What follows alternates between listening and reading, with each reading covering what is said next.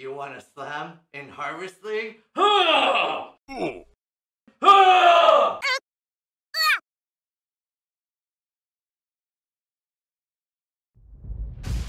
Oh.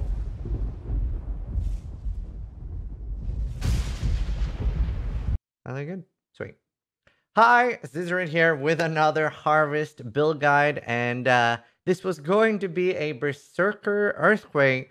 I'm fairly unhappy with the Berserker changes, and I don't really feel comfortable recommending that. So I think Juggernaut Earthquake looks really, really strong. Two-handed, mostly focused on maces, but it's also going to be very versatile. Very versatile for leveling in particular, where I'm going to try to talk to you and show you a little bit about all the generic two-handed nodes. This should be very, very well-rounded and really nice. We haven't tried this, obviously. I've played similar things to this before, and that's always felt pretty okay. However, the new warcry stuff might really take this to the next level. And do remember that we have a special way of using Path of Building, so watch through the intro of how we use it if you've never seen it before. So if we look here, we have the trees, and it's same as always where, you start out also a little bit more aggressive start out because you don't need that much life in the start, and already this is quite a lot.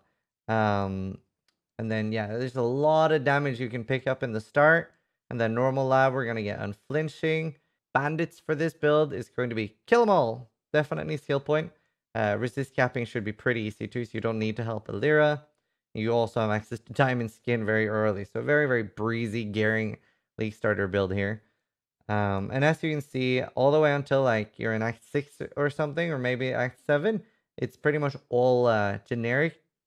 So you have Martial Experience, you have Destroyer. You could rush straight for Executioner as well. And then once you start getting a Mace, you have access to more Mace skills. So we'll look at the pre-cluster tree here, which is slightly different. This should feel fairly nice for Earthquake. Less duration has been buffed, so it'll probably feel a lot less mandatory. And obviously before, we only had access to something like Window of Opportunity on a helmet enchant. So the fact that you can get it there now and less duration is buffed, it's going to feel really, really nice for the Earthquake Aftershock. The only Mace specific nodes we're picking up is Bonebreaker and Ribcage Crusher. There are a few other ones too that you could pick up for more damage, but they're not that great. And also, you have so many damage options. If you do want to be less tanky on softcore, you can pick up Wrecking Ball, you can pick up Spine Crusher, you can pick up Kinetic Impact, and lots of life that you could drop. You do have a lot of fist mitigation from all your endurance charges here, and this would be another thing you could drop on softcore. And early on, if you're struggling with mana and you don't want to use a mana flask, going over here and picking up the life and mana leash can be a lifesaver early on. I want to talk a little bit about different options and stuff that I don't necessarily have in the PoB, because some of this could be a little experimental. So, for example, they're putting in warcries now, and they seem to really heavily want us to use multiple warcries while not having it on instant cooldown.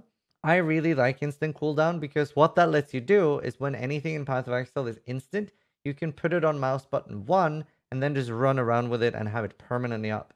This means that even when you're just moving towards the monsters, it is going to use that Warcry. Seismic Cry looks like it's going to be the best one. Going to be a little bit of trial and error here on your part as well. Seismic Cry looks incredibly strong because the 4th attack gets a crazy amount of damage and AoE.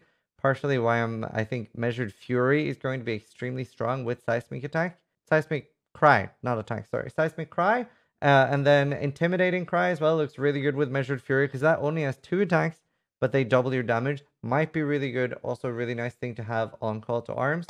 Obviously, combining these could also be really cool, right? You go in, you're about to do a boss, you do your Seismic Cry, and then you do your Intimidating Cry, and you're getting a crazy amount of damage. And so many of the new cries are really good and cool for Earthquake. So I would say, especially if you're not in a rush, taking some time and experimenting with the new stuff would be really cool for this build. But if you're using multiple cries, then you're obviously not going to have Call to Arms, and you're more likely to take up things like Natural Authority, Escalation. I don't think you're going to want to travel for Deep Breaths, but you do have war cries you can combo here. Now, do remember that if you do really want to switch to axes and stuff, that's very easy. You could get rid of the mace nodes here, and there's good axe nodes. Both slaughter and cleaving is pretty good. And you also have harvester of foes is okay, and then hatchet master over here is decent. As normal, we have like a leveling tree. I really like whenever I'm doing practice, I usually level with ground slam. Ground slam looks a lot faster now than Sunder. Looks incredibly slow. I'm not a big fan of how it looks right now. And then you switch at around level 28 or 31 if you want to wait for the less duration. And here's a 6 thing. I've listed them pretty much in order of how I would use them. You could swap pulverize for early as well, and have that, especially if you're on softcore instead of fortify. Now, do remember that I would most likely replace either melee physical or brutality with the new Fist of War support. This also needs a little playing around, but especially if you're attacking very slowly, Fist of War should be absolutely insane for really, really slow maces and axes. So definitely want to use that as one of the first 4 gems. So I could see myself using Earthquake, less duration, Pulverize, and Fist of War on softcore. Early on as well, you want to have a low level precision or a mid level precision. Remember that it like increases the mana cost the more you level it. So be careful with that, and also dex requirement on all your green gems. You have to be a little bit careful. The more you level them, the more likely that you're going to have something like proficiency or crafting dexterity on your items early. So be careful with leveling your anything like dash and second wind. Cursing bosses with vulnerability early on, really, really good. And getting anything like Val Earthquake and Val Ancestral Warchief early on, really, really good. Now, do remember, they've added a new notable here, which is warcries cannot exert travel skills, which could be worth 1 point and lets you use leap slam instead of dash. That means that, you're not going to be wasting any exerts with your movement ability. Blood and Sand, stay in Sand stance for clearing and then switch to Bleed stance for a single target. It reserves very little, and I think it's going to be hard to fit Flesh and Stone. Seismic Cry, or all the new cries, aren't in PoB yet, so I just put Seismic Trap here, and then you have Second Wind. But as I said, you can experiment with all the cries, and there is a new like cry support gem. Adds a little bit to the cooldown, but gives them a lot of cast speed. Blood Rage, and then here we have a lot of cast when damage taken options.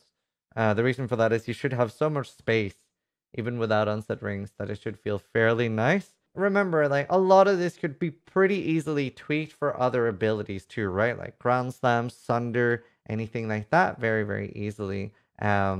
Experimenting with Shockwave could be pretty easy as well when you're using either maces or staves. Now we'll look over a little bit like early game. I just put like a 380 PDPS. The POB isn't updated on all the base types, so rare should be a lot easier to roll higher now. But getting like 400 DPS early on should be pretty easy. Do remember to get like percentage fist or flat fist, and then regal it and craft the other one on your crafting bench. Everything else very standard to all my other guys. Just life and life and life. I don't put resist on my POBs. Just remember, you need to be resist capped as early as you can. Endgame wise, this should be fairly easy to get, like 570 PDPS now. At the moment, this is harder to get because I think like 600 is fairly like decent endgame. That's like close to a disfavor. Looks like it's going to be so much easier to craft with both Harvest and with the new base damage. So I think a lot of people are going to be wielding around 750 PDPS at a lot more casual level than we have been used to before. A little hard to predict, but it looks a lot nicer. Now, there's a couple of things you can get for test here. Incursion can drop you a test that has like percentage life, and so can Elder. Then crafting, and this is something I'm a big fan of for a lot of builds, is then getting life as extra ES and also a soul tether. This grants you a nice, you're going to get around 1,000 energy shield buffer. It gives you the Slayer overleash and can feel really, really nice as a buffer, even when we're not scaling energy shield much at all. And then you do have Rusatha's Coil as another like endgame expensive, probably very expensive. This thing, like if you get 30% minimum physical damage and 40% max plus the flat, this is an incredibly expensive and really, really strong belt. I think it'll be crazy this league. But yeah, a lot of damage there. Amulet, there's a couple of things you could do, like Pride Restoration, and then you could hit Herald of Purity and fit that easier.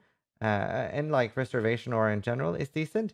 And then also just high flat physical and things like that. Other in-game options here is, for example, steel rings are great. Flat physical is pretty okay. And then you have a warlord ring or a ring found from like the delve areas where you get vuln on hit. Now, generally, these aren't going to be perfect with high resists, high life, and flat physical. So I've crafted here like shit flat phys craft or shit life, like the max ring craft. Do remember, flasks, incredibly important for everything you do. You can see the early games, just life, mana flask, a granite. You don't really need a basalt flask here because we get so much fizz reduction anyway, especially now with if you do use Enduring Cry, then they're even more fizz reduction than normal. And you have Quartz Flask here is a really nice option so you don't get stuck in monsters, and it helps a little bit with like rapid attacks. So a little bit of dodge and spell dodge is quite nice. And a Quicksilver as well, pretty important. Now, endgame, a Lion's Roar, really, really nice. You're not going to care much about the knockback on this build. You're most likely going to be one-hitting pretty much anything. Now, for Cluster Jewels, honestly, I would be fairly tempted to skip Cluster Jewels if it wasn't for the fact that, getting 2 Fettle clusters are incredibly nice for getting a lot of life. But there's not that many exciting things you can get on Cluster Jewels. So it's very, very viable to just like pick up more damage on the tree or more life on the tree there. But there are some things like Martial Prowess is pretty okay. Fuel the Flight is nice as a way to like leech mana without getting that on a Viridian Jewel with physical mana leech. And that is a great way of getting mana early, but can be a pain to craft. And Devastator is pretty okay as well, and the explosion should feel nice. Anointments, pretty much the only anointment I would really care about would be that you can not travel here if you anoint Window of Opportunity. That's like the main one that you would want. You could also anoint Tenacity, which is increases and reduction to max life apply to attack damage at 30% of their value. A little bit about other like leveling uniques and things that are good. There's a lot of two-handed uniques that are okay. Like for example, Marui Erki looks really, really nice. And then you do have like a bunch of uniques over 400-500 PDPS. Uniques did get a little bit shafted this sea. You do definitely want to craft. Should be way easier to get a good craft than it is to actually find a good unique, in my opinion. But and its favor and slapping in a Val double strike if you have loads of slots and you can't figure out what to do with them is a little bit extra damage. Some people use Val Ancestral Warchief and Val double strike in the same link, like the same 5 or 6 thing. And then when you get to a boss, like you might be a little bit slow to actually like get the charge that started the map. But if you save it for the boss, you sort of just unleash like, hey, here's my 2 Val Ancestral Warchief totems, and here's my 2 Val double strikes. You'll notice that like the boss should go down very quickly. Curse it with vulnerability or you get cursed from your ring. Really, really spicy there. Honestly, the more I talk about it, it sounds like a very spicy build. Let's do the Q&A thing that I like doing as well. Are there too many gems to equip? Honestly, you have so much like flexibility here on gems, and like I've spoken about all the different things you could do. Hopefully that teaches you what you can easily drop and what you can put in if you have extra spots. Mana issues, definitely. You will probably feel like you want to use a mana flask quite far. A Viridian Jewel with fist damage leached as mana is a good option, or the skill points on the tree temporarily. Quality of life and defensive options, you're going to have like so many endurance charges. Plus you do get like extra resist from Soul of Steel. So that's nice there. Should be a fairly tanky character. It's a Juggernaut. There's not that much that should take this character down. And hopefully with the new cries, the damage should be there as well. Obviously, a slower character, and even slower if you're like actively using the cries yourself, but should feel really strong and a fun character to play with a big oomph to it now, I think. And the auras that we're using, again, like Pride is most likely what you're going to be using. Herald of Ash and Herald of Purity are both great choices for leveling, to be honest. Especially if you're not using Brutality, I think that the Herald of Ash overkill damage could be really cool. And remember to switch out of position as soon as you get Resolute Technique. You want to stay around, with precision, around 95% plus chance to hit. And once you get below that, it's going to start feeling worse and worse. And then you do definitely want to rush the RT. That's also a little bit more of a feeling thing and how much accuracy you have on your gear.